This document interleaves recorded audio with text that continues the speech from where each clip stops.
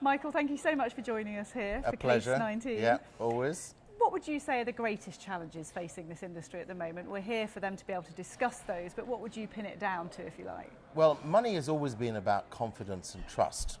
And not only the entire banking system, but the whole alternative investment methodology is based on confidence and trust.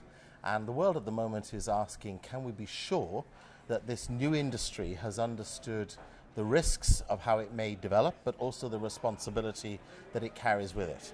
There is no shortage of money available in the world to achieve meaningful outcomes. So investors want to increase the value of their assets and they want meaningful returns, and the public wants to be confident that the small assets they hold are going to be part of the long-term future, not eroded by irresponsible behavior.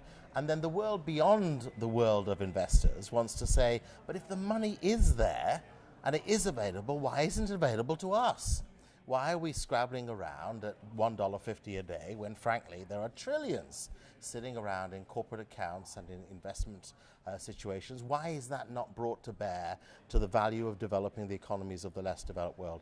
And it's very interesting to be in a physical environment like this in the Cayman Islands, where tracking back 60 years ago, this was not a center for enterprise and commerce and investment and sound resource. This was a bit of a Dead Sea island, as it were, with just sand and a couple of buildings. And what has transformed this community is the power of individual investors with a real vision for the future, matched with the accumulation of financial assets that have said this is a place in which we can have confidence in its governance, and therefore look at it now, a sound, secure, sensible, balanced economy that is contributing meaningfully to the rest of the world's needs. So from what you're saying there, it sounds as though you think that this industry could really become a force for good. Do you think that's realistic? We've heard about sort of ESG and impact investing being on agendas at conferences like this, but some have said it's been paying lip service. Do you truly think they can have that role? Oh, I radically believe that this industry is having that role. I mean, 20 to 23% of the entire conference here is dedicated to sessions on responsible finance, responsible investing, impact investing, the nature of resourcing for the future, the less developed world, the sustainable development world. So those issues are now become central to the alternative investment field. And if you would again go back 5 years to the beginning of this conference, there was nothing. 4 years ago, the first time, now a significant proportion. And this industry has woken up to its potential, which is enormous. And of course, there is growing evidence to say it's not 1,000% conclusive, but there's enough evidence to prove that monies for assets invested around ESG criteria, simply because better governance leads to more responsible decision making, leads to more long-term thinking, therefore leads to better returns. Now, if that is the case, which investor is going to say, I don't want those better returns? And part of the joy of that better return is, and lives are changed, diseases are eradicated, houses are built, people have the opportunity of work, and communities are safer. That makes you want to say, well, actually, this is a forum for the creation of the great and the good thought. Not individuals, but the thought. And what is the core of that thought is that money is a tool to empower those who don't have the control of it.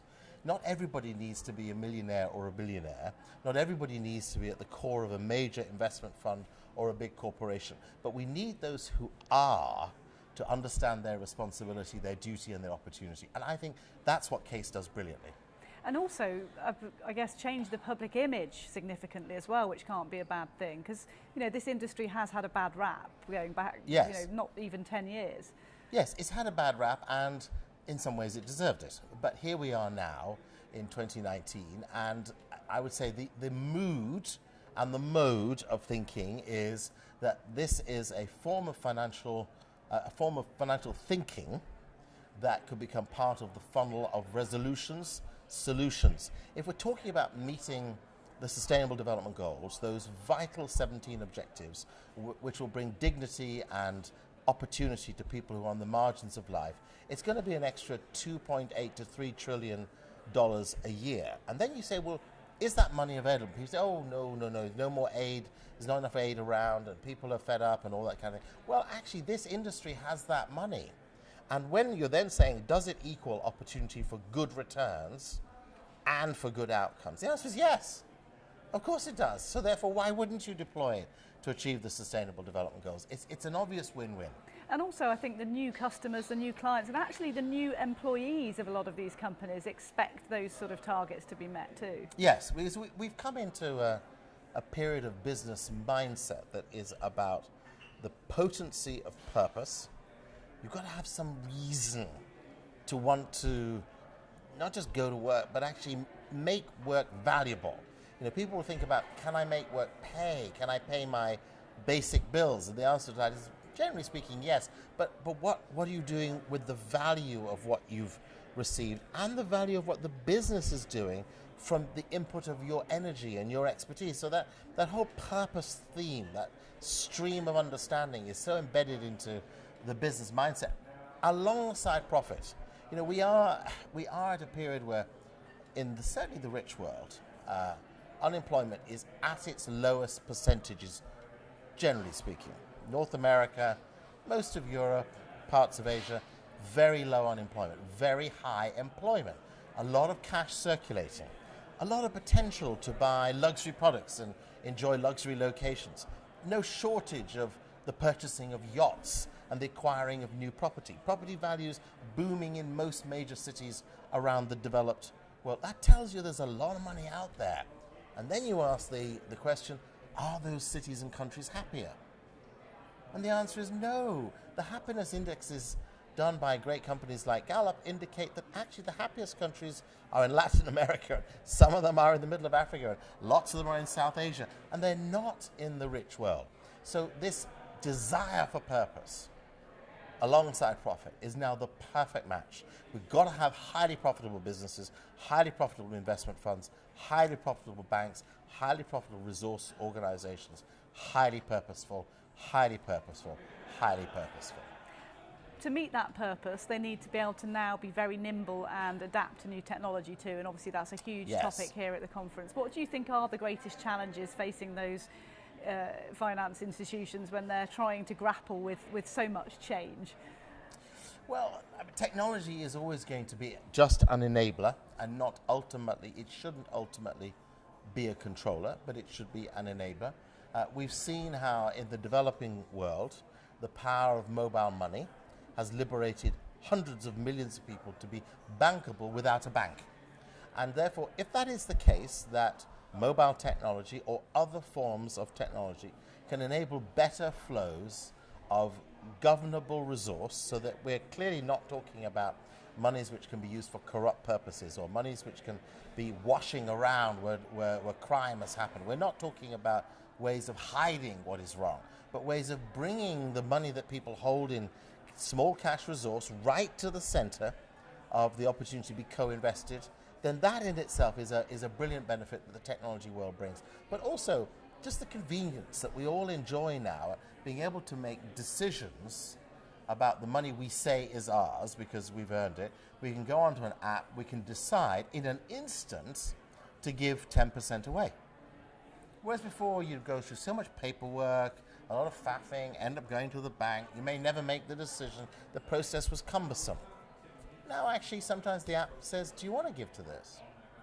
And along comes some charitable cause and it says, just click this and off goes your cash. Now that technology allows you to be a generous person. But the technology is also allowing us to track where corruption is at the core of financial abuse and laundering. And of course that in itself is a block of cash that if governments can get a better taxation hold on what is laundered money and deceitful money, then all of that contributes to the responsible investment pots and the development aid investment pots, but also the confidence. I go back to what I said at the beginning. Money is all about confidence and trust. The entire basis under which the banking system was built right back in the 14th century was, I gave you something in exchange for something you gave me, and I trusted that the value of that exchange was equal. And where we've got to now is we need to reestablish those two things, confidence and trust with purpose and profit. Talking about confidence and trust, CAIS provides a great opportunity for people to meet and make new relationships and come together, doesn't it? What do you see happen here when this conference is happening? Well, I see people enjoying the beach a lot, which is very good. Looking at the beauty of the natural environment, which is also very good. It's to the great credit of the DART organization that this physical hotel and its surround is so attractive and so beautiful, because it is saying that the natural environment is to be preserved and supported. That even in its own right, you know, the fact that there are turtles swimming freely, there are stingrays swimming freely, that this is a place that says the natural environment is to be honored. That's all part of protecting the world for the future. But I also see people en masse card swapping, sitting over lunch, sitting over dinner, exchanging ideas. And because this conference has grown up from just being about the money to being about the value of the money, therefore, this new way of thinking, impact investing, sustainable resource, environmental shielding and consideration, bringing resources that are previously philanthropic into the investment world, different methods for thinking about how to meet the sustainable development goals. This is a whole new paradigm within once just how do we, come on, give me a wink and a nod and tell me where I can make an extra % for the boss. And it has shifted clearly towards being a beneficial, positive experience. I see people really learning and gaining. And of course, because the conference mixes up, you know, understanding the Antarctic with a bit of magic here and a personality there and some sense of getting to grips with outer space living, and then you attach to that all of the complicated things around the banking, finance and institutional world. This is a win-win. It's a really thought-provoking place to be. Very thought-provoking place. Very, yeah. Thank you for sharing your thoughts too. Oh, Thanks for joining us today. Great pleasure.